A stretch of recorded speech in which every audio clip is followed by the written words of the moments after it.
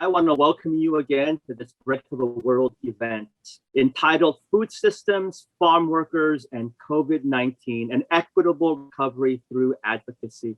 Again, my name is Reverend Eugene Cho, President at Bread for the World. And throughout our program, I'm going to be introducing our special guests. But even at the onset, I think a good way to honor them is just to introduce a little bit of their stories. We have Jordan Teague, part of our staff at Bread for the World. She is our Co-Interim Director at Policy Analysis and Coalition Building. We have Kamal Bell, CEO of Sankofa Farms, and Lucas Benitez, co-founder of Immokalee Worker in Florida. It's really important, I think, to begin our time with a word of prayer. And then I'll introduce to you why food systems is such an important conversation. But as we spend some time praying, we do so because at Bread for the World, the most central important part of our identity is that we are a Christian collective voice. We do what we do because of our faith in our Lord Jesus Christ. We have varying beliefs about lots of different things, but the two things that bring us together is our love for God and our desire to love our neighbor. Not just neighbors that might look like us or think like us or feel like us, but we believe that, as Jesus said, to love all of our neighbors in our nation and also around the world. And I just also want to name that as we speak about some of the challenges around COVID-19, as we pray, I think it would be good and appropriate for us just to be mindful and to pray for the surging violence that we have seen in our nation over the past week. To remember the victims and families in Atlanta, the surge in anti-Asian hate and violence. And as you all know, yesterday, as we grieve and mourn and pray for the mass shooting and the victims in Boulder, Colorado. So with that in mind, wherever you are, would you just take a moment to bow your heads and close your eyes, and let's pray for our neighbors. Gracious God, we thank you again so much for your grace. It is your grace that gives us breath. And this day, another opportunity to worship you and to do your work here on this earth. God, we pray for our gathering, our webinar with all people that have gathered from throughout the nation. We ask for your Holy Spirit to just guide our time as we learn to equip ourselves to be better neighbors, as we equip ourselves to be more faithful advocates in the pursuit of dignity, equity, and justice, as we pursue your kingdom. God, we do want to take a moment as we grieve and mourn with those who mourn. In Atlanta, in Boulder, to pray for these families. And God, we do pray for the moral courage in our nation to do that which is right so that all might be able to be safe. Thank you. In Jesus' name we pray. Amen. Well, friends, today, as I shared earlier, we're talking about food systems. And if you're joining us, it's possible that that phrase, food systems, might sound a little odd or different. And so today we're going to be speaking about what food systems is. But even if we don't necessarily use those two words, the issues of food systems have been a reality, especially in this past year, as a result of COVID-19. For example, we've seen stories in the news about meat plants shutting down. We've seen food prices and supplies in grocery stores fluctuating up and down. We may have seen images or videos of massive amounts of food being wasted or basically dumped on TV, unable to be delivered, or decreases in demand with restaurants temporarily closing or shutting down. And certainly we may have heard another phrase introduced to us like frontline workers or essential workers. I find it very interesting that we utilize those phrases and many of us might not necessarily know personally the plight and the reality of some of our frontline workers. Bread for the World, we do a lot of research and analysis around policies because we believe that that is one very important way, not the only way, but one very important way to help us towards our stated goal and vision to end hunger in the United States and all around the world. But at the same time, policy and analysis without connection to actual stories of women and men and children and families, it's somewhat incomplete. In fact, it's not somewhat, it is incomplete. And then similarly, while we value stories, we also believe stories need to be accompanied, paralleled by research. And this is what brings us to our time today. We want to be able to introduce you to these guests who are able to share firsthand stories. We want to be able to share more about the research and analysis that we have been able to do. So thank you again for joining us throughout. If you have some questions, you're welcome to place them in the chat function. And my team at Bread, we're going to curate some of those questions for a time at the end. So with that being said, let me first introduce you to Jordan. Jordan is, again, our co-interim director with our policy analysis and coalition building. Jordan, I think you're on the screen with me. I can't fully tell, but let's get into this. Food systems, what is it? Why does it matter? Yeah, thanks, Eugene. So you're right. Food systems are a very complex web. And one of the ways that we might talk about it that makes it more accessible to us is from farm to fork. Many of you might have heard about that, farm to fork restaurants, farm to table restaurants. So that we think is a much more simple way of expressing the food system really is talking about three things: people, activities, and policies. People being the farmers, the farm workers, the workers who are working in the food processing plants, truck drivers getting our foods to grocery stores, people working in the restaurants. The activities we're talking about are all the way from planting seeds to harvesting the food, labeling of the food that we eat, cooking that food, disposing of the waste. And then the government policies that really shape the actions of people and determine which priorities, which activities take priority. So it's a lot. It really matters though, because I think we all can agree as we're on this webinar, food is a really important part of life, not just for enjoyment, not just for fellowship with one another, but it's important for our health and for our well-being. And so we're focusing on food systems because they're important to our livelihoods, our well-being, and our dignity as people. Okay, thank you. That's really helpful. Just to give it a little framework. We mentioned in the introduction, and as you shared a little bit about the broken system, and that's been exposed over the past year. What are the greatest impacts on this broken system? Yeah, first I want to talk about what the food system should do so that we can then talk about why it's not working. What food systems should do is deliver nutritious and healthy diets that are affordable to all people, number one. Number two, it should produce food that is sustainably produced, so not too much impact on the environment, maybe even actually helpful for the environment. And then lastly, it should deliver equitable and dignified livelihoods for all of the workers across the food system.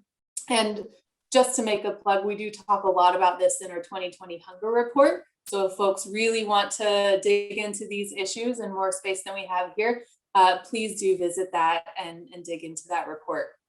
But rising hunger and malnutrition, as we've seen over the past years, and especially with COVID-19, they are really the evidence that the global food system is not working. Another piece of evidence is that illnesses caused by diet related issues are the top cause of death worldwide. I'm not going to include a whole bunch of statistics here, even though that is my sweet spot, One thing, though, I think is really important is that 1 in 3 people in the world have some sort of malnutrition, whether that's undernutrition, overweight, or obesity. And all of this is a product of a broken food system. Yeah.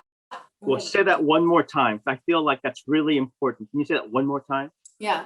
1 in 3 people in the world have some sort of malnutrition, are malnourished in some way, and that is directly related to the diets that we eat that are produced by the food system. So one more major symptom that's really important of the broken food system is that around the world, including our country, it's the people who produce most of the world's food who have the lowest pay and the poorest working conditions. Our food system just doesn't put its workers first. And at its essence, the broken food system is a justice issue.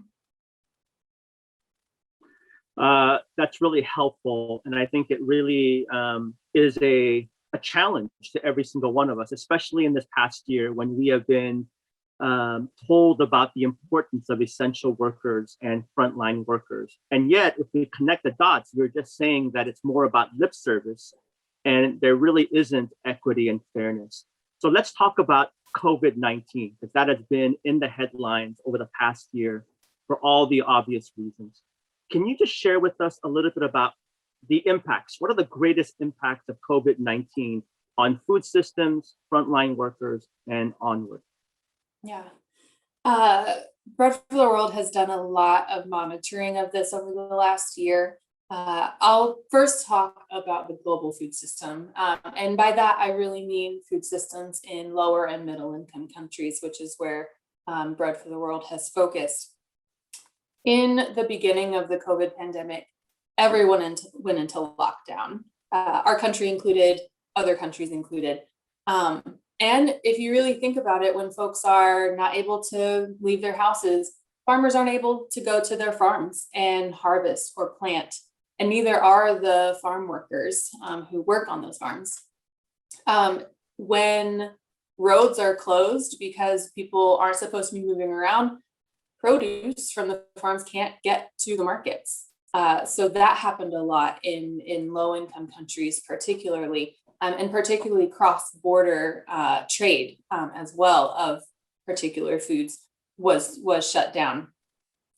When markets are closed, because we're trying not to have folks gather, farmers don't have anywhere to sell their crops. So they lose out on that livelihood. And then families don't have anywhere to purchase their crops or purchase their foods. So it is both a supply and a demand issue. So we've really seen that although hunger was rising globally since 2014, the last year, we've seen a really big increase in the amount of people who are facing what we call acute hunger. So that's, they don't know when their next meal is coming from. They don't have access. And that can be both a physical access, but also food prices have been going up because of the pandemic's impacts. And so folks haven't been able to afford as much food on the same income or even lower incomes if they couldn't go to work. So COVID-19 has really had many different ways of impacting the food system that has made it a little bit more challenging for folks to get food on their table for their families. Let's talk a little bit about socially disadvantaged farmers. And obviously, Bread for the World, we have been doing a lot of work along with our coalition partners behind the scenes on many of the recent bills, including the most recent one. Can you just share with us a little bit about the provision that we were able to help secure in the last COVID bill? Yeah, we're really excited about this. As we all know, I hope, the American Rescue Plan was passed this month in Congress. One of those provisions that you mentioned is really going to start making some progress on restoring pieces of our food system, even though, of course, there's a lot left to do. In a little bit, I'm excited to say we will hear from Senator Booker, who was a key author of the provision that set aside $4 billion for debt relief for farmers who are considered socially disadvantaged. And this includes Black, Indigenous, Latino, and Asian farmers. They owe the USDA, the US Department of Agriculture, money on loans that were made to them, but were made under blatantly discriminatory policies. So this bill will make sure that more than 14,000 of those farmers will have their debt erased under this provision. This is important because the loans were made in discriminatory ways, number one, and it can repair some of the harms that were caused and get a little bit closer to the racial equity aspect within our food system. And I think we can all agree, we all know how debilitating debt can be. So this provision will also allow those farmers to continue to invest in their farms as part of our food system, and also take away the risk of losing the land that they own for farming because of this debt.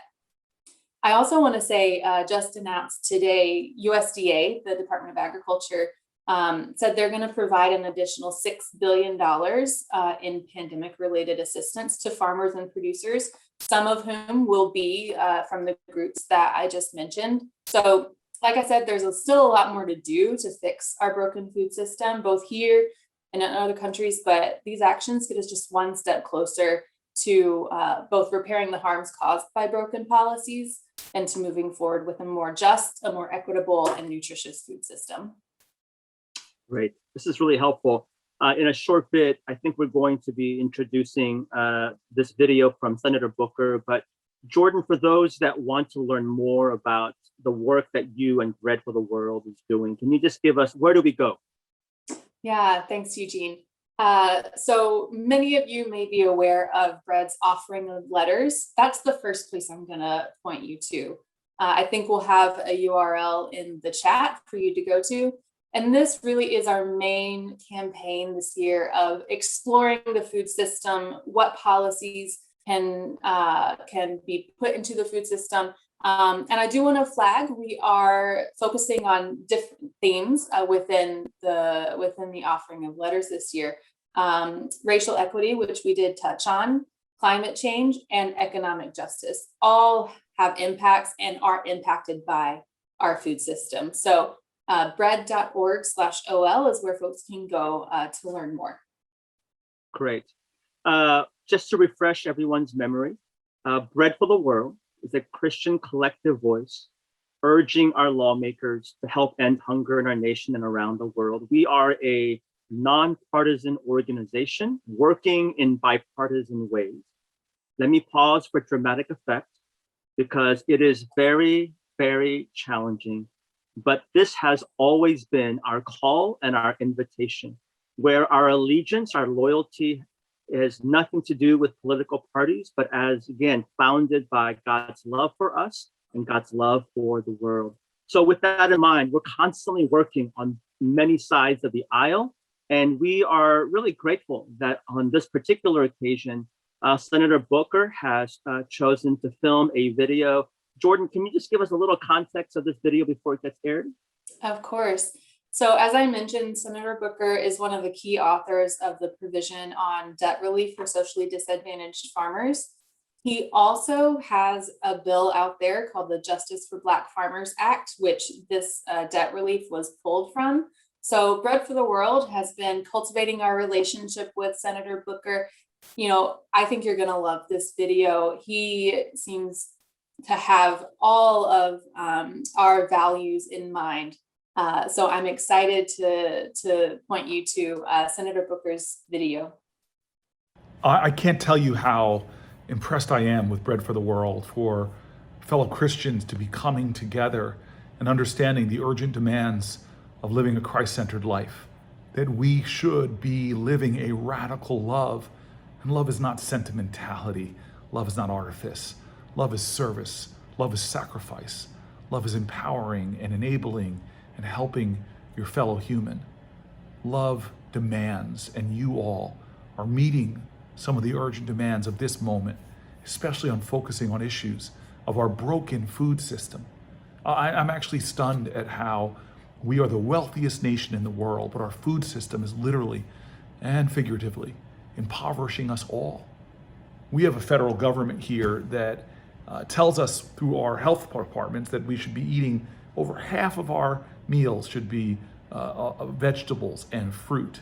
And yet, only 2% of our federal subsidies go to those things that would make us healthy and strong.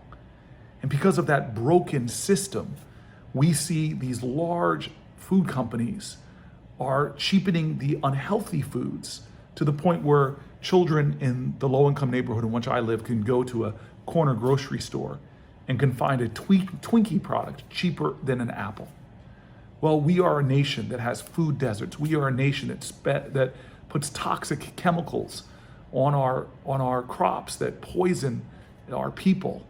We are a nation where agriculture and farm workers do not get fair, just wages. We are a nation where many farmers themselves are trapped in lower and lower economic opportunity and often living lives in terrible debt. People losing their farms, farmer suicide rates at alarming high levels. This system is broken in so many ways, it's even challenging our environment and forcing upon many vulnerable communities environmental injustices, cancer clusters, and more that just are intolerable. Another group that we've seen is the challenges facing Black farmers themselves through overtly racist policies of the past. We know we had over 1 million Black farmers in the early 1900s. And within a century, we were down to just 50,000 Black farmers. Billions of dollars of wealth through land was lost or taken through the unfortunate biased policies of the USDA. All of these issues of this broken system are things I'm focused on fixing. And I'm excited to be a new member of the Agricultural Committee because I think so many of the issues of justice in our society, environmental justice, worker justice, independent family farmers, and the justice they deserve, and so much more from our health and our well-being all intersect within the food system that you are focused on. So from those issues of racial justice to access to healthy foods, you can make a difference. We are not powerless. These food systems that are broken right now here in this country are the result of policy decisions. We still live in a free democracy. If you're just a bystander, then we're not going to make change. But you all are showing that by being upstanders, by lobbying and focusing through your activism, shining a light on the dark corners of these broken food systems, we can make a difference. I'm looking forward to getting to know your organization better. I look forward to working with you now and into the future. I hope we can find ways to partner together. But for now, I am so inspired by you and your commitment and conviction to make a difference. I believe at the center of the great philosophies and the great faiths of our world is this ideal of love thy neighbor. And who is your neighbor? We all are neighbors. Each of us is worthy and deserving of love. May we be love in action. May we be committed to the cause of justice. Thank you. Well, thank you so much. If some of you are inspired, I hope many of us are inspired by that.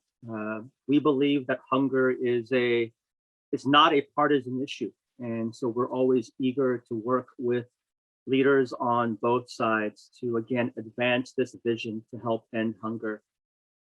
Senator Booker ended his remarks about loving our neighbors. And as we're talking about our food systems, these aren't just nebulous things. There are women, men, children, families that are part of these food systems. And specifically, we want to now move our attention to farm workers. And so with that in mind, I'm really honored to introduce Kamal Bell, who is the founder of Sankofa Farms in North Carolina.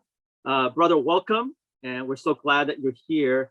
For those that might be hearing about Sankofa Farms for the very first time, tell us, what is its mission and what motivated you to start this organization? I just want to first off, thank you all for having me. Sankofa was started in 2016, but the idea for the farm actually started in 2009. And what put me in a position, or gave me the motivation to start the farm, was me learning about food deserts. And when I started to learn about food deserts, I began to think about how can I be able to give people access to a better option or better quality of food who are affected by food deserts. And that ultimately led me on the path to end up applying for a loan actually through the USDA. So I'm hoping that I qualify. And I was able to purchase a 12-acre farm here in North Carolina. And I was also during this time transitioning into teaching. And I just saw a lot of intersection of issues like working with the students, sustainability. They all wrapped into the farm. So after we acquired the farm, I started an agricultural academy for African American boys that would teach them Wow. life skills, would introduce them to STEM, give them an identity, and also Wow. aid them in being able to see how they can help and impact their own communities. Wow, that's inspiring. Thank you for sharing that. For those that might not be familiar with the term, I'd love for you to maybe teach us, what are food deserts and why does it matter? So for me, when I first learned about them, I first used to go off of the definition that we were given in the literature. But then actually I started to think about it, and you really can't pinpoint it on a exact radius, only because there's so many different factors that go into people having access. So the way I define it is just a place where people have difficulties accessing healthy, nutritious food. Because somebody could theoretically live near a grocery store but still be impacted by just other factors that don't allow them to actually have access to healthy food. So we just try to use our own terminology when looking at issues. Okay, very good. Let's talk about the pandemic. Obviously, this is one of the major focuses of our webinar here. Can you just share with us, from your perspective on the ground, how has it impacted your ability to amplify this message about food sovereignty and food security? We've actually had a lot of distribution services reach out to work with the farm during this time. But I'm also conscious that that hasn't been the reality for other farmers, especially farmers of color. It's been a very difficult time. But in our specific case, we haven't been able to meet the demand. So we've been trying to grow out our production to get more food in the communities, and also come up with more ideas to get people access to food. So we fared pretty well during this time, but I am aware that that isn't the reality of a lot of other farmers, and it's been a very hard time. And the CFAP programs that the USDA offers have really helped farmers, but I've also seen organizations and coalitions come together to also Mm. aid farmers during this time. Okay, so you're sharing that there have been, amid many challenges, there have been some hopeful things, some positive things. Could you just share about what have been some of the biggest challenges for you during this pandemic to your farm, to your work? Can you maybe share one or two things that have been the biggest challenges? Yes, I would say just being able to commit more time to the farm, because in my mind, I would be there as much as I could, but it's just not the reality right now. So just being able to really just sit down and say, all right, how can we be the most effective that we can be during this time when we know people need food? Because naturally in my mind, I'm going to see a need, see people need help. I'm going to want to dedicate more of my time to it. But then you have all these other factors, like I'm in school right now, I have a family, and my family is very much incorporated into the farm as well. But just not being able to fully commit to the farm and give all of our time to it has been our biggest challenge. And that's something that we want to improve on going forward, because there's a need and we have to be able to, I feel like we need to do our part. Okay. I'm going to cheat a little bit and ask you a question that's come through the chat function, because there's one specifically for you. Can you emphasize backyard gardens in your neighborhoods? And I suspect that's someone that knows you and knows your work. So tell us more about what is that? So the idea with I think when we look at the food system in its entirety, we all have a role. And if we just utilize the space that we have, we can make a dent, and we can actually tackle these issues from so many different angles. Because when you look at just the idea of food deserts, or you look at the food system, look at the issues in it, there's all these different things that are bundled into the landscape. So if we just utilize our spaces, and that's the one thing that I emphasize when I'm talking to the students, is that we're able to help people because we're utilizing a space.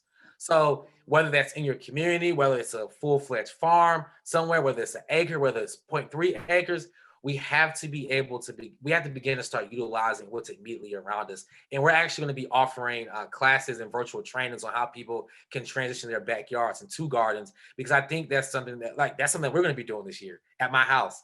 So I think that that's something that's very viable in us actually all contributing to this, to making this food system fit and work for the majority of us. Mm-hmm. So folks, please make sure that you check out Sankofa Farms, I believe is the URL. I know it's been in the chat function. One more follow-up question for you, and then we'll circle back later on for a larger conversation. One of the things that you shared that a lot of people responded to in the chat function was when you were talking about kind of mentoring and coming alongside young men. Can you just share with us a little bit about what's been the best part and the most challenging part of that particular part of your vision? So that's a really, really good question.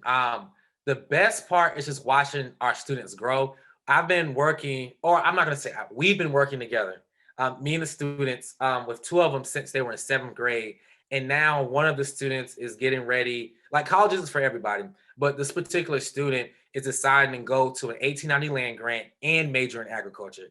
And for me, that's just something very cool because of where he was in 7th grade and where he is now. The most challenging thing that has appeared, I would say, is time, and also the school system's not working with the farm to amplify and for us to have more interaction with youth. So the students that are with me now, they're students who I used to teach when I worked in the public school system. And the public school system originally denied the idea of what the agricultural academy is supposed to be. So with me, with them seeing now that the academy is growing, we're going to be bringing in new students, and them not extending the olive branch, that's been challenging because now I have to be more innovative and creative in how I recruit students into the program. It can be like a really nice match with the farm and working with students who, I'm not going to say, I use the word at possibility. I don't use the word at risk. I use at possibility. Okay. Let's work with more at possibility students. Yeah. Thank you. That's been really helpful. And we'll come back to you later on during our group conversation. At this time, I would love to introduce us to our next special guest. And it's my joy and pleasure to introduce you to Lucas Benitez, who is the co-founder of Coalition of Immokalee Worker Florida. And along with our friend Lucas, he'll be joined by Uriel, who is the National Faith Coordinator Alliance for Fair Food, who will be assisting us with some translation. Lucas, I would just love to begin by first thanking you for taking the time to join us. And we would love to learn more about Coalition of Immokalee Workers. What is it and what prompted you to start this coalition? Básicamente, primero, gracias por darnos la oportunidad de estar en este webinar. Yeah, first of all, thank you so much for giving us the opportunity to join you and be part of this webinar. En sí, lo que nos llevó a formar la coalición de trabajadores de Immokalee así fue el abuso constante que ha existido para los miles de trabajadores agrícolas en general. To start off with, what prompted us to start off the Coalition of Immokalee Workers was the countless abuses that farm workers have faced in the agricultural industry for as long as the industry has existed. Cambiar esa imbalanza de poder que existía entre trabajador y ranchero y la industria agrícola en general. And the goal was to change the massive imbalance of power between farm workers, crew leaders, and growers, and the corporations in the food system. Simple y sencillamente era buscar una solución a los problemas que han afectado la vida de miles de trabajadores, especialmente las mujeres, que ellas sufren infinidad de abusos, y uno de ellos, el más que sufren, es el acoso sexual. Yeah, and the main goal was to try to find a solution to the abusive conditions that farm workers facing. For example, one of those abuses for farm worker women is sexual harassment and sexual violence, which is rampant in the agricultural industry. el abuso físico, el abuso verbal, los bajos salarios, toda esa mezcla de abusos fue lo que nos llevó a tratar de buscar una solución a esos problemas. Verbal abuses, physical abuses, sub-poverty wages is what led us to try to start this Immokalee Workers Coalition to address these issues. Con el tiempo, desde que empezamos, desde el año 93 hasta el día de hoy, no es que hemos logrado lo que queremos, pero sí hemos cambiado muchísimo esta industria, que podemos decir que hoy día estamos trabajando con el 90% de los productores de tomate del estado de Florida en mejorar y básicamente hacer un producto distinto, distinguir el tomate de Florida del resto del tomate que se produce en los Estados Unidos o que viene de otros países. Yeah, since 93 to today, we won't say that we've achieved everything that we want to achieve, but at least today, today we have a partnership with 90% of Florida's tomato industry, where we're ensuring that farm workers that work in that tomato industry are treated fairly, with dignity and with respect, and that they're putting a product that they can be proud to put up against any other product being sold in the United States. Y lo más importante, yo creo que la alianza que hemos creado en un acuerdo por comida justa, como se llama, con las grandes corporaciones, que son las que al final de cuentas son las que reciben el producto que nosotros cosechamos en los campos. And the biggest achievement that we've been able to have through our work has been to establish a partnership with big-time food corporations who benefit the most from the exploitation of farm workers. En un ejemplo bien claro, creo que fuimos la primera organización de trabajadores que hizo responsable a las corporaciones de tomar responsabilidad en cuidar el bienestar de los trabajadores más abajo en su cadena de surtidores, a los trabajadores agrícolas. As an example of this, we were one of the first organizations to establish legally binding agreements with big-time food corporations like Taco Bell and other fast food giants, to establish legally binding agreements where they are held accountable or held responsible for the conditions that farm workers have in their supply chains, not workers that are directly hired by them. Thank you so much. This is really helpful and informative and inspiring. There's something to be said that everybody has a voice, but not everyone is heard, which is the reason why this coalition really helps amplify the voices of frontline workers, farmers. As we're talking about the pandemic, can you just share with us how has the pandemic adversely impacted your work, farmers that you know?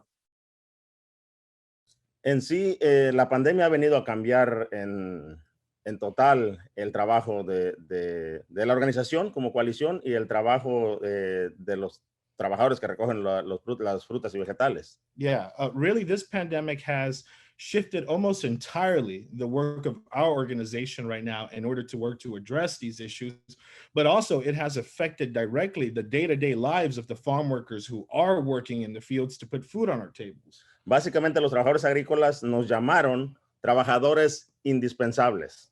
Yeah, when this pandemic started, farm workers were called indispensable workers. Pero lo que hemos visto que sí, somos indispensables, pero todavía muchos políticos y muchas corporaciones piensan que somos indispensables, pero somos reemplazables.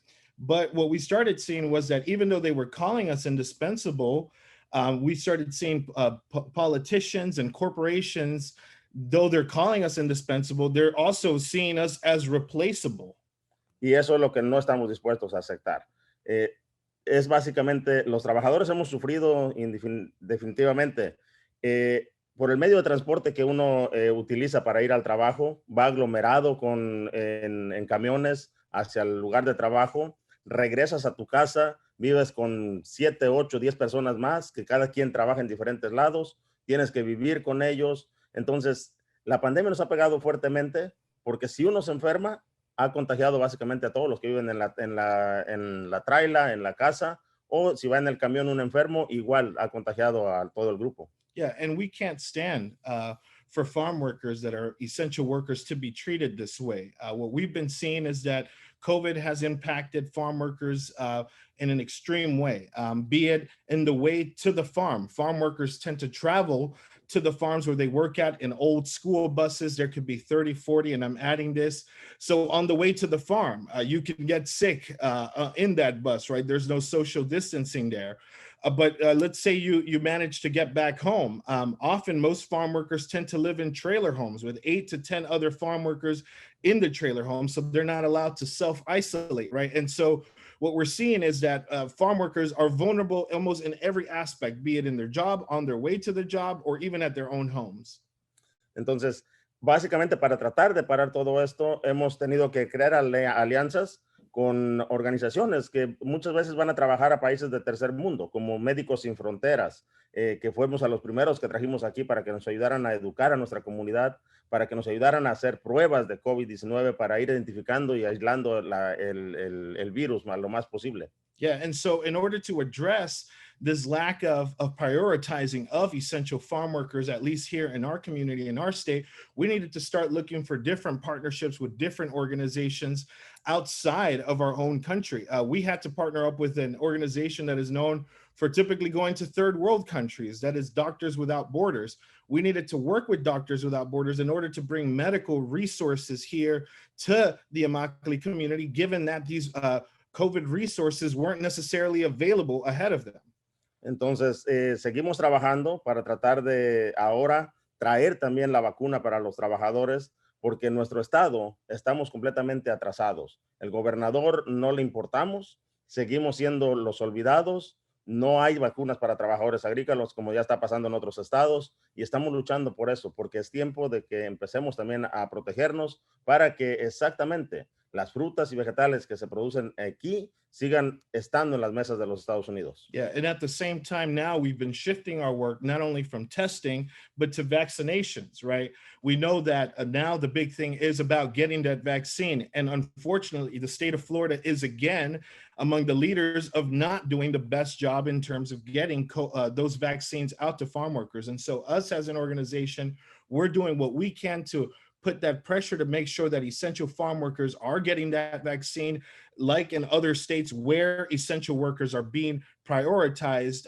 and so that they get this work, so that they get this vaccine, so that they continue to do the work that all farm workers do, which is put food on all of our tables. Simple y sencillamente, si no nos cuidamos nosotros y si el público que está en general, como ahorita que están participando en este webinar, si no ponemos la atención necesaria para cuidar a los trabajadores agrícolas, simple y sencillamente vamos a no tener solamente un virus, sino también vamos a tener una hambruna pasando a nivel nacional. Yeah, and so what is important to know is if we don't give attention and the necessary resources to these farm workers, not only will we be facing a pandemic like we will also be facing a massive food shortage as well, because without farm workers, there's no food. Thank you so very much. I think that was just an amazing way to end that particular portion, that this is in the interest of everyone and not just for the farmers, but it's so important for us as we're talking about food systems. We can't just be talking about policy and analysis and politicians. We have to really focus the attention on the frontline workers to really say that if they are essential workers, then we need to treat them in that equitable manner. So thank you for that. I'm going to invite our other participants, our panelists, to get into, I guess, a larger discussion together. And so we're going to have our tech team put all of us on the screen. And we're going to attempt to have a conversation here. And it may just be that I'll ask some Q&A, but if you panelists, if you want to share something, this would be a great time just to raise your hand or what have you. But I want to just begin with Lucas again, if I may. I think the most appropriate question, and I see it in the chat function, is what can we do to support farm workers in your context? So for you, what can we do, practically speaking, to support Immokalee workers? Bueno, en sí tenemos la campaña, se podría decir, del COVID. Uriel va a compartir el sitio de web donde pueden visitar para apoyar básicamente todos los esfuerzos que estamos haciendo para atacar la pandemia. So to start off with, first we have our COVID campaign, which I'm going to be posting the link to all of that work that we're doing in terms of giving resources for COVID to farm workers. And so any and all types of support, be it advocacy support, and I would add sort of financial support, all of that is helping get resources to farm workers here. En sí, también lo que hemos estado haciendo es tratar de buscar el apoyo económico para los trabajadores que salen afectados, para que puedan básicamente tener su cuarentena y no estar esparciendo el virus. Yeah, one of the things that we're doing is we're looking for financial assistance, to offer financial assistance to farm workers who have been positive for COVID, so that they don't feel the need to have to go to work, right, and put others at risk because they can't stand to lose a paycheck. So financially assisting these farm workers that need that kind of help. En lo general, también el trabajo de la coalición en sí, por lograr crear un ambiente mucho más favorable para los trabajadores en los campos de trabajo. La campaña en general por comida justa también sigue, a la vez que seguimos con el COVID, estamos siguiendo con nuestra campaña para seguir trayendo más corporaciones a la mesa para que exactamente podamos ir creando tengamos más poder básicamente en la mesa por cualquier cosa como la pandemia. Yeah, and at the same time, we need to understand that this COVID and this pandemic, the way that farm workers have been shown to be vulnerable, is part of a larger struggle. In our larger work here at the Coalition of Immokalee Workers, we have what we call today the Campaign for Fair Food. Right now, and I'm adding this, we have our Wendy's boycott, where we continue to pressure big-time food corporations to demand dignity and respect for farm workers within their supply chain.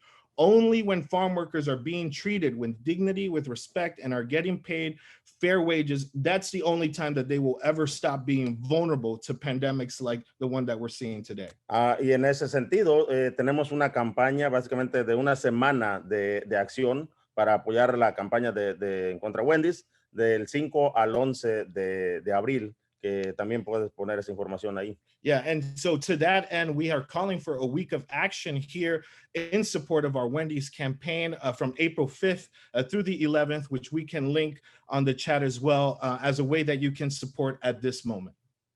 Okay, thank you so much. Kamal, I want to ask the same question. What can we do to support farm workers in your context? For us, our biggest thing is being able to transition our students to be managers if they so choose at the farm. That's been our I guess biggest jump from going from them learning for a certain amount of years, because they're like it's basically an apprenticeship in essence if they stay committed. So once they do that, I'm thinking it takes them around, just from watching, and this is our first time doing it. It takes a student around 3 years to be able to really pick up on the farm and not put themselves, and they still need supervision because they're still young, but just being able for them to transition, because for us, that's tied into another aspect of the challenges that we face, the economic, because if they can get funding at the farm and be hired there, that means that other things can't catch their attention and put them in certain situations that really wouldn't fare too well for them. So our biggest thing is having a program and having the funds to transition them to being paid managers at the farm. Okay, great. Jordan, I want to bring you into this conversation here. For those that are watching, I think we need some help connecting the dots from what Bread for the World does and how does it impact Sankofa Farms? How does it impact Immokalee? Can you help us connect the dots about why people should be engaged directly with these respective workers and leaders, but also with Bread for the World? Yeah, I think when we're talking about the food system and we're talking about how there's so many things that go into it, all the different steps, all the different pressures, I think that's a good analogy to why we need all these different actions. If we just advocate for policy and funding and better COVID response packages for farm workers, that's one part of it, and that's an important part of it, but it can't be the only thing that we collectively do. on the flip side, if we just, work on the farm and support farm workers, but we don't change the structures and the policies, that's still only one aspect of addressing the issues of our food system. So what I would say is that in order to tackle the problems that our food system faces, we need to think about it as a system, and we all have different roles to play. Not everyone can do it all. So I think we find what really calls to our hearts, and what we find that is where we can have the most fulfillment and value as well. Great.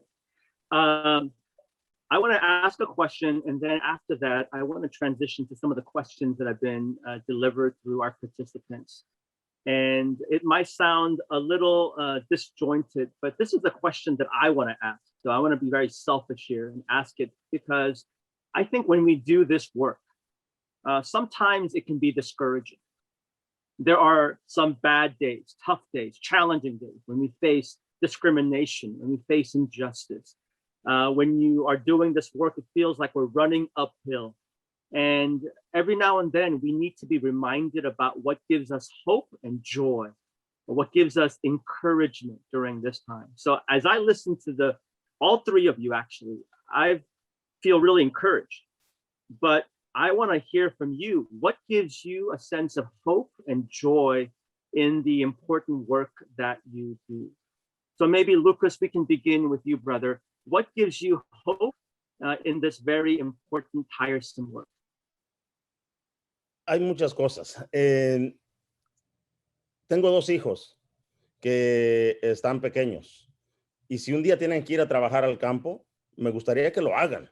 Es un trabajo honesto, es un trabajo como cualquier otro, pero que lo hagan recibiendo la dignidad y el salario que se merece por hacer un trabajo indispensable y que alimenta a miles de familias. Yeah, there are many things that give me hope, but one of the things that comes to mind is that I have two sons, and I hope that if those sons ever decide to work in agriculture, that I'm okay with it, because it's an honest day's work. It's hard work. But I hope that when they go and do that work, that they're treated with dignity, with respect, that they're paid a fair wage, because the work that they're doing is important for everybody, right? They are putting food on everyone's table. Y una cosa muy importante, que gracias al programa por comida justa, hoy estamos eliminando y creando un ambiente, eliminando de raíz el acoso sexual para miles de mujeres en la industria agrícola, especialmente la industria del tomate. La estamos eliminando al 100%. Estamos cortando todas las raíces malas, estamos eliminando todas las manzanas podridas que han estado ahí en esa industria, para asegurar que la mujer sea tratada con todo el respeto que se merece en ese trabajo. Another one of the things that gives me hope is the success of our Fair Food Program, the program established by the Immokalee farm workers to protect mostly tomato workers, but now expanding beyond that. Through this Fair Food Program, we have virtually eliminated sexual harassment and sexual violence in participating farms. This was an issue that I'm adding 80% of farm worker women were experiencing in the industry. To see an industry go from how bad it was to now an industry that respects these workers is something that inspires me. Gosh, that would be a great way to end this webinar, but we have some further questions to go. And Kamal, for you as well, like, what gives you hope and encouragement in the work that you're doing? I think one of the things that gives me hope is like just meeting new people and having opportunities to share our perspective, and being in community with people who I don't think I would have if I wasn't in agriculture. I think it'd be very difficult for me to meet the group of people and so many different people that I have if I was in agriculture. But then also looking at the potential and the work that Sankofa has already done, and thinking about what that looks like many years from now, and hearing the student stories, and just being just doing the best we can, and knowing that like we've struggled so much in the field that this is like a glimmer of hope that like maybe we can do something real special here. I think that gives me hope. Mm-hmm. A quick follow-up question, because I suspect that there might be a couple of folks on this webinar that might not know, but can you just educate us, if you can, about the meaning of the word Sankofa. I think it's very significant. It is. So Sankofa is a word that comes out of the Akan language in Ghana. Or if we don't want to use like the colonization idea, out of West Africa. And what it means is to go back and get it. And it's represented by a mythical bird, also by an Adinkra symbol. But for us, we translate it as to remember our African ancestry as we move forward in life. So we realize that we can't do any of this without honoring our ancestors and paying reverence to those who paved the way for us. So that's a very, very big part of our education. That's why we farm bees, because beekeeping has a very, very extensive history in Africa, especially in ancient Egypt, a place called Kemet, and also in Angola. We also do a lot of watermelons, and we also do a lot of okra, cowpeas. We cover crop with pearl millet. All of these crops have a lineage and a connection to Africa. And we also do a lot of food that we're familiar with as being people of the diaspora. So we just want to make sure we always pay homage and keep those ideas, because that's the only way we're going to be able to address issues, is if we look at the history and look at the contributions of our people and of our ancestors. Beautiful, brother. Thank you so much. Jordan, what gives you hope in the work that you do? You're often toiling in the data, in the analysis. Yes, we know that you work for the best organization ever, but beyond that, what gives you hope? I don't know if I can go after these folks. That was just amazing. But I guess what gives me hope is, yes, as we toil and are on the long slog of advocacy on trying to change policies, what gives me hope is when we actually do get a win and get to change those policies that we're talking about. So just the provision about debt relief for farmers of color, I think, is just one example of we got a win, and that just gives me continued hope for this work. Great. I wanted to ask that question because it's important for people that are listening to understand how important it is, as we do the work of justice, to take the appropriate time to both rest, to reflect, and to rejoice, so that we have the energy to keep going. So hearing from our brothers and sisters here, just listening to their stories have given me so much energy to be able to go on for the next day and onward as well. So I've got a couple questions. We have so many questions from our participants, which is really exciting, but I want to be respectful of time. So I want to ask maybe a couple questions before we land the airplane here, if we will. Jordan, I want to start off with you, and specifically, can you just talk a little bit about the specific policies or the work that Bread is doing, particularly around food systems that are affecting racial injustices? The racial equity lens is an important part of the work that we're doing as part of our larger set of values. Speak more about why and how we're doing that. Yeah, thanks, Eugene. I think we've covered a lot of why the food system and racial equity are two things we're pulling together. What we are doing this year is we are really looking into, number one, that Justice for Black Farmers Act that Senator Booker has introduced, and really trying to understand what that policy would do. Also, how to, we are a nonpartisan organization working in bipartisan ways, how can we take that message to our Republican brothers and sisters and find, support them to move these policy provisions that will really repair some of the harms that have been caused in the food system. So that's one legislation we're paying attention to. I will also say child nutrition reauthorization, which is a different aspect of the food system, but something that Bread for the World is definitely looking at and has in the past. But this year, we're really trying to look at it with an eye towards how can we improve and incorporate racial equity into the provisions that are part of that. Did a report on how to improve racial equity in child nutrition programs. So that is also on our website if that's something that you're interested in. So that's one other example of how we're trying to pursue that. Great. And for Kamal and Lucas, here's another question. And somebody asked about what can churches do to support? And I want to maybe give a little bit of some caveat here. Sometimes we as Christians or churches, our hearts are in good places, but we don't necessarily ask people directly, how can we help? We sometimes create answers for ourselves, and then we might do things that might not be as productive. So here, you have an opportunity to address 223 people plus others who will be watching this afterwards. What can Christians or church groups do to support your work? Kamal, why don't we begin with you? That's a great question. I was actually thinking about this today, about my home church here in Durham and them buying CSA shares. So there's a program now through the United Methodist Church that buys CSA shares from Sankofa. I think it's 21 shares a month, and that helps us so much. And just being for the church being able to send a representative out there, purchase a share of the food, and distribute it to the church, because that takes such a load off of the farmer. So the only thing we have to do is harvest, bag it, and then they distribute it. That helps us so much. And I was thinking today about reaching out to the pastor at my church to see if we can do something similar. The only thing about these programs is sometimes the CSA share might be too expensive for the congregation in some cases.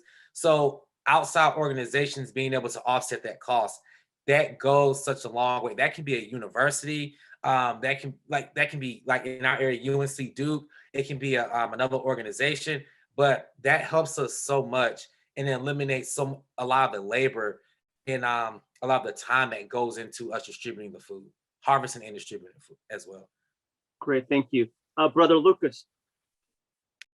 Exactamente. Nosotros por años hemos trabajado con las iglesias en general, la gente de fe, y realmente nos han apoyado muchísimo. En varias congregaciones a nivel nacional han endorsado las campañas que hemos tenido, han puesto resoluciones en las diferentes corporaciones donde hemos tenido campaña, en sus reuniones de accionistas.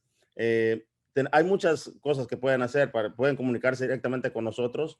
Y también las iglesias tienen sus grupos de justicia social que hemos trabajado muy de cerca, educando a la propia congregación. Algunos que están cerca de nosotros vienen a Immokalee para conocer Immokalee, aunque estamos cerca muchas veces no saben de Immokalee. Yeah, so we have a long history of getting support from communities of faith and congregations all across the country. Really, that has been one of the things that has helped, and I'm adding this, bring these corporations to the table. Many of national denominations have passed resolutions endorsing our campaigns. The Wendy's campaign is the latest one, national denominations endorsing them at their synods and general conferences and stuff. So that's one way that you can support. But local congregations also have social justice teams, right? In their local congregations. We invite those social justice teams to reach out to us and to connect with our mission to push this mission of farm worker justice in their local congregations. For as many years as we've been here in Immokalee, local congregations here in Southwest Florida come and in pre-times of COVID will come and visit us in our offices, right? Right now, we have to do those things virtually and stuff. And so there are many ways that local congregations can push the work of fair food, farm workers, and farm worker justice from the comfort of their own congregation and their own community. Mm-hmm. Great, thank you very much. Jordan, I want to just maybe wrap up with a question for you that's come through the chat function, and it was specifically for you. How do we get the $6 billion to the state USDAs and ultimately into the hands of the food ecosystem workers? I think a lot of us have that question. We celebrate this victory, but oftentimes something seems broken in the implementation and the distribution of those resources. It's a tough question, but what do you think? Yeah, I appreciate that question. And I think that's something that we wrestle with too at Bread for the World, and something that my team digs into in terms of how are some of these policies and legislation actually implemented. And the way that we do that at Bread is really building our relationships with the agencies like the Department of Agriculture on the international side, like USAID, and working with staff at those agencies to really help and urge and support them to implement in the spirit in which that the legislation was passed. And so one way to do that would be direct engagement with USDA. For folks who maybe aren't in DC, maybe don't have those connections, there are some public comment, public rules, kinds of activities that you can do on when there are different rule changes or policies at these agencies. So that's one way for folks to engage on the implementation of the policies. Great. I want to offer the opportunity for Lucas and Kamal to share one last thought, whether it's an exhortation, a challenge, encouragement. Kamal, I'll leave the mic to you. I just want to thank you all for your support. Just basically, like, it could be a follow on Instagram, an email, like subscribing to the YouTube channel. All that goes a long way. In your questions, I wish I could answer all of them. I don't know if I can get like a copy to the chat and like try to answer, go back. I don't think that's possible on Zoom, but I just appreciate you all's engagement, and just lets us know that it just gives us motivation to keep fighting and to keep trying to try to change things. And it's only going to happen if we have you all support. So thank you all. Yeah, we'll be sure to copy and paste the questions. There has been numerous. And so I think it speaks to how much people have resonated and want to engage, both of you. Lucas, give us a last thought. Tal vez alguna gente que está aquí, tal vez la primera vez que están participando en algo así, te están preguntando, ¿por qué me debe interesar lo que le pasa a los trabajadores agrícolas o a ranchos como el de Kamal? ¿Por qué? Por una sencilla razón. Ustedes y nosotros estamos conectados. ¿Por qué? Porque nosotros producimos comida y ustedes comen comida. Yeah, so many of you might be asking yourselves, and this might be your first time in a webinar, is like, why should I care, or why should I do something to support farm workers in Immokalee or farms like the one that Kamal's involved in, right? And there's a really simple response, is that we produce and harvest food and you eat that food. So there's a connection there. Entonces, en la campaña por comida justa, esperamos contar con su apoyo. La pregunta no es si Wendy's va a firmar los acuerdos por comida justa, sino solamente cuándo lo va a firmar. Yeah, so with the campaign for fair food, in order to bring corporations on board, we hope to count with your support. With that support, corporations like Wendy's, it's not a matter of if Wendy's will sign on to the Fair Food Program. It's a matter of when will they join us. And with that support, we can make that possible. Thank you again very much. Friends, let me just share a couple closing thoughts to wrap up our time. I don't know about you, but oftentimes when my family and I are eating even at home, or occasionally when we were able to eat at restaurants, one of our prayers, the most consistent prayer, would be, God, thank you, and would you bless the hands that prepared this meal? At our home, it was very important because we wanted our children to know that out of love, that meal was prepared. At restaurants, we wanted to know that there were people in the kitchen, but I realized it was a very incomplete picture when we were thinking about gratitude. It needed to go bigger. It needed to be very mindful about the very women and men that are on farms, that are producing this food. And so as the next time we say that prayer, God, would you bless the hands that prepared this meal? We need a more vast, a deeper imagination about food systems. And we can't do it without dignifying every single human being. Additionally, I hope you understand that, yes, there are many ways for us to do justice work, but I hope that your ears and your hearts would also be in tune and engage about the importance of policy work. And so Bread for the World, we again want to thank you for being a partner with our work and a partner to our partners, because we feel so privileged that we get to come alongside and support and elevate organizations like Sankofa, like Immokalee Farms. And we want to thank you for allowing us to do that. Again, if you haven't done so, check out bread.org. If you're part of a church, bread.org/OL, which is our new website for offering of letters. And we want to, again, just thank you so much for being a part of this particular webinar. So on behalf of Bread and our panelists, thank you so much. God bless you. May you press on.